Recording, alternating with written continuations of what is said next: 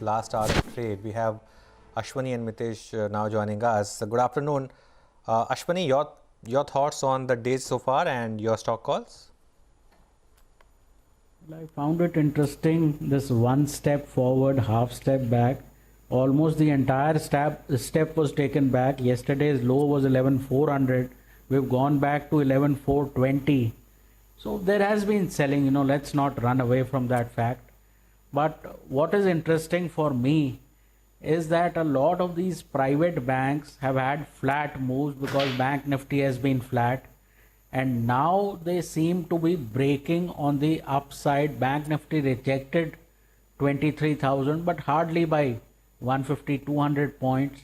So possibly the pharma, the metal, the auto, all those erstwhile sectors, money is coming out of there and is trying to go into financials. Now whether financials can push all the weight on their own, and financials you should include NBFC etc. also, but clearly the erstwhile leaders are now giving up ground, and we need to get past this 23 150 for the market to show further momentum. Reliance stop start, so leadership is very questionable. Individual stocks for the moment, what we've done is bought 11,400 September call, and often the market comes back once it has these sort of declines. Individual stocks, PVR is a buy with a stop of 1310, target of 1375. M&M Financial is a buy with a stop of 134, target of 148. And SBI is a buy with a stop of 186, target of 201. Okay. Well, of course, that one step back, two step forward was not for the hourly moves. Those who have followed me over the last many days, known that it's not really an hour-to-hour move, and it's not changing the view hour-to-hour. It's more of a intraday slightly kind of a longer term. Yes. Okay, and of course, I mean, we have been discussing, right, that every month you've got minimum 2 buying opportunities in the market. So you would have made money that way. But Mitesh Thakkar, good afternoon. Your own thoughts on the setup that we've seen. Today has been a bit of a pause, but how do you approach it and what are the closing strategies? See, on the market, I think, these kind of things will happen. When you've had a rally and the market becomes slightly overbought and you hit some resistance levels, I think some profit booking pullbacks will happen.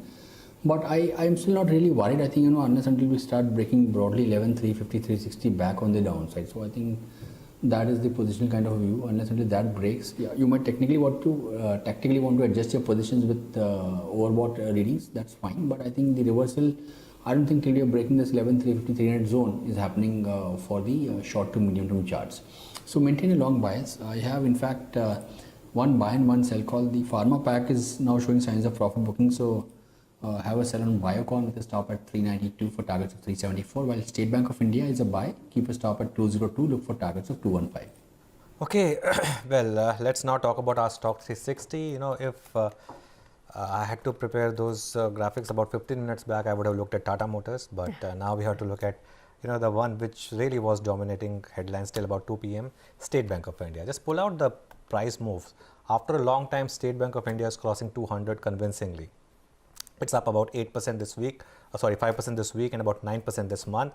Now this is the interesting part. This year it's down 38%, and while from its 52-week low it's rallied 40%, from its 52-week high it's still down about 40%. What really stood out for me in SBI today is today's delivery volumes by 1 p.m. By 1 p.m. the delivery volume was, it's already seen some consistent buying, but by 1 p.m. we were looking at delivery volume of almost 2 crore shares, which is 400 crores of delivery buying by 1 p.m. Let's see how much is it by 3:30. And of course, in terms of valuations, it's almost available at historic lows. In terms of price to adjusted book value, adjusted for subsidiaries, 0.35 times price to book for FY22. SP Tulsian of sptulsian.com and Anand Tandon now joining us. Good afternoon. Mr. Tulsian, finally you reckon SBI is making that move that you always thought it should? Anuj, if you see the price behavior for the last 3 quarters of SBI after the declaration of the results, you have always found that for maybe about couple of weeks from the declaration of the result, the share is seen to be in accumulation And if you go by, you have given 1 o'clock data of 2 crore delivery having marked. Now, if you see the 2 o'clock data, it is 2 crore 60 lakh shares having got marked. So yes, the things are seen to be quite positive. If you take the book value of about 240 rupees on a standalone basis, then also it is quite cheap at 0.85. And if you take the adjusted, then it is 0.37 or maybe 0.38 of the taking the subsidiary valuation, because subsidiaries are holding a lot of value. If you take the SBI Life, SBI Card, and all sort of things. So I think that yes, the accumulation, the way that we have seen accumulation, and the way I have narrated that after a couple of weeks, once you see the accumulation gets over, then the share starts moving up. That's a different case, then it doesn't hold, and again see the profit booking.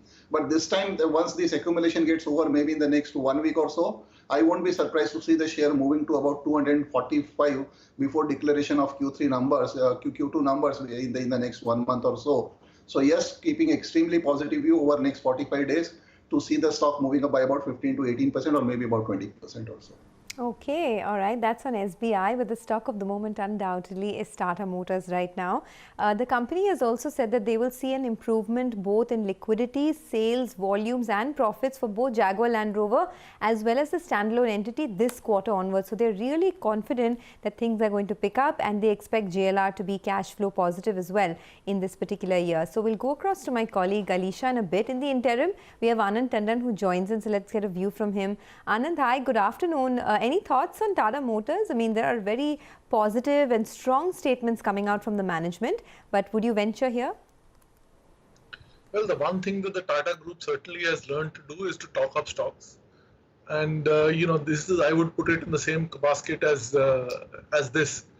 It is very unlikely, even if you assume reasonably positive numbers, that they will become actually cash flow positive anytime soon. At least not for the next 12 months. However, if they do what they have promised to do, it will be a positive surprise. And then there may be some upside. For now, it is trading at closer to, in my view, about 6.5 EV to EBITDA, which for an auto company, especially an international auto company, is somewhat on the expensive side. Trust you to use that word, Anand. You, of course, never mince any words. And you know what? This is the bull market, so everything is okay. Otherwise, it still has to deliver, right? I mean, this is a promise. It's a promise which is being made, but the market wants to believe it. And look at the way the stocks rallied, 5.5%. Remember, just last quarter it was that it posted record losses. So the situation on ground hasn't improved, but there's confidence from Chandra, which has actually helped many of these stocks. Mr. Tulsian, your view on Tata Motors?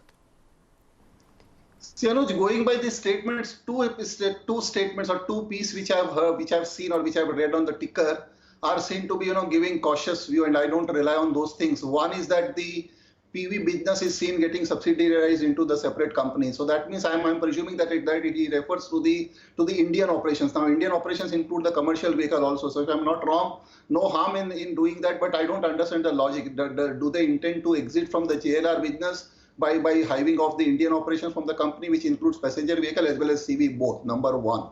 Number two, the company is saying, or maybe the chairman is saying, that the company will become debt-free in the next 3 years. This is really a tall statement, because if you go by the debt as of now on the consolidated basis, it is closer to about 90,000 to 1 lakh crore. So how would they retire? Will they be having that kind of earning from the business, or there will be equity increase? I can say that definitely it will not be from the operations. Tomorrow, if they infuse the equity and bring in money and then retire the debt, that's a different case. So I won't be taking these all tall claims as to be seen, true, because these kind of statements have come in the past also, because we forget or we have the short memory. If you go by there have been change in the CEOs of the global operations also, JLR and all kind of things.